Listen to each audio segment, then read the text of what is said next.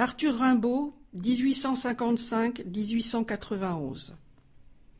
Né à Charleville en 1855, l'enfant terrible de la poésie écrit ses premiers poèmes à 15 ans.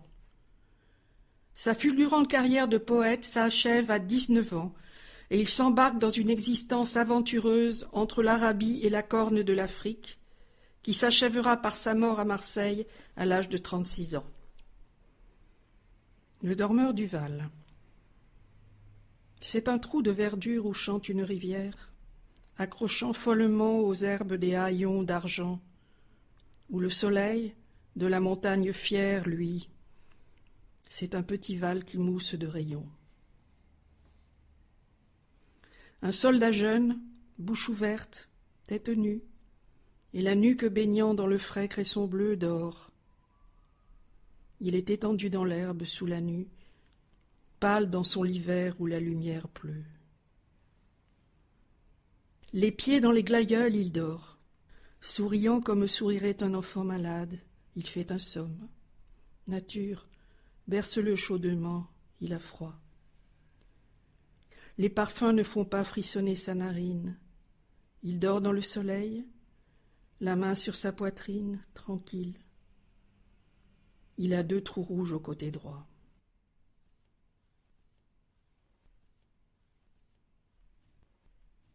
Sensation.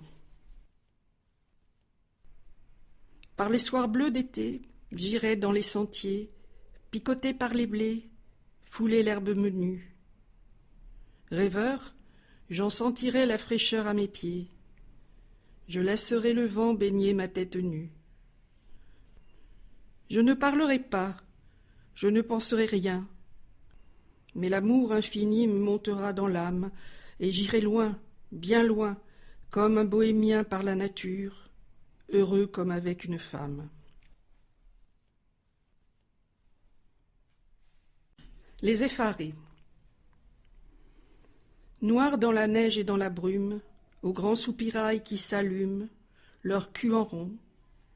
À genoux, 5 petits, misères, regardent le boulanger faire le lourd pain blond. Ils voient le fort bras blanc qui tourne la pâte grise et qui l'enfourne dans un trou clair. Ils écoutent le bon pain cuire, le boulanger au gras sourire chante un vieillard. Ils sont blottis, pas un ne bouge, au souffle du soupirail rouge, chaud comme un sein. Quand, pour quelques medianoche, façonné comme une brioche, on sort le pain. Quand, sous les poutres enfumées, chantent les croûtes parfumées et les grillons. Que ce trou chaud souffle la vie, ils ont leur âme si ravie sous leur haillon. Ils se ressentent si bien vivre, les pauvres Jésus pleins de givre, qu'ils sont là tous, collant leurs petits museaux roses au grillage, grognant des choses entre les trous.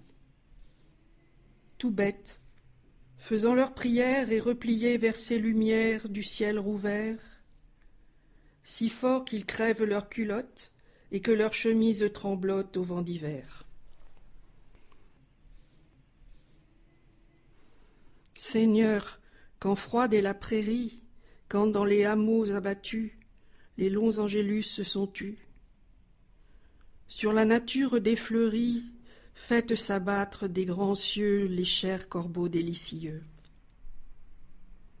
Armée étrange aux cris sévères, les vents froids attaquent vos nids. Vous, le long des fleuves jaunis, sur les routes aux vieux calvaires, sur les fossés et sur les trous, dispersez-vous, ralliez-vous. Par milliers, sur les champs de France où dorment des morts d'avant-hier, tournoyés, n'est-ce pas l'hiver? Pour que chaque passant repense, sois donc le crieur du devoir, ô notre funèbre oiseau noir. Mes saints du ciel, en haut du chêne, m'a perdu dans le soir charmé. Laissez les fauvettes de mai pour ceux qu'au fond du bois enchaînent, dans l'herbe d'où l'on ne peut fuir la défaite sans avenir. Les poètes de 7 ans. Et la mère, fermant le livre du devoir, s'en allait satisfaite et très fière, sans voir, dans les yeux bleus et sous le front plein d'éminence, l'âme de son enfant livrée aux répugnances. Tout le jour il suait d'obéissance, très intelligent. Pourtant des tiques noires, quelques traits semblaient prouver en lui d'âcres hypocrisies. Dans l'ombre des couloirs aux tentures moisies, en passant il tirait la langue, les deux poings à laine, et dans ses yeux fermés voyait des poings. Une porte s'ouvrait sur le soir. À la lampe, on le voyait là-haut qui râlait sur la rampe, sous un golfe de jour pendant du toit. L'été surtout, vaincu, stupide, il était entêté à se refermer dans la fraîcheur des latrines. Il pensait là, tranquille et livrant ses narines. Quand, lavé des odeurs du jour, le jardinet derrière la maison en hiver s'illuminait, gisant au pied du mur, enterré dans la marne, et pour des visions écrasant son œil d'âne, il écoutait grouiller les galeux espaliers. Pitié, ses enfants seuls étaient ses familiers, qui, chétifs, front nu, œil déteignant sur la joue, cachant de maigres doigts jaunes et noirs debout, sous des habits puants, la foire et tout vieillot, conversaient avec la douceur des idiots. Et si, l'ayant surpris à des pitiés immondes, sa mère s'effrayait, les tendresses profondes de l'enfant se jetaient sur cet étonnement. C'était bon, elle avait le bleu regard qui ment.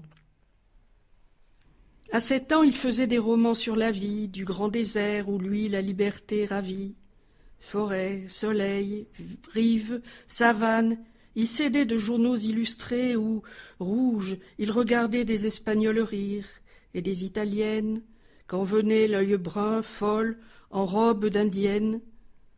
8 ans, la fille des ouvriers d'à côté, la petite brutale, et qu'elle avait sauté dans un coin sur son dos en secouant ses tresses, et qu'il était sous elle, il lui mordait les fesses, car elle ne portait jamais de pantalon, et par elle, meurtrie des poings et des talons, remportait les saveurs de sa peau dans sa chambre. Il craignait les blafards dimanches de décembre, où, pommadé sur un guéridon d'acajou, il lisait une Bible à la tranche vert chou. Des rêves l'oppressaient chaque nuit dans l'alcôve. Il n'aimait pas Dieu, mais les hommes, qu'au soir fauve, noirs en blouse, il voyait rentrer dans le faubourg, où les crieurs, en 3 roulements de tambour, font autour des édits rire et gronder les foules. Il rêvait la prairie amoureuse, où des houles lumineuses, parfums saints, pubescence d'or, font leur remuement calme et prennent leur essor. Et comme il savourait surtout les sombres choses, quand, dans la chambre nue aux persiennes closes, haute et bleue, âcrement prise d'humidité, il lisait son roman sans cesse méditer.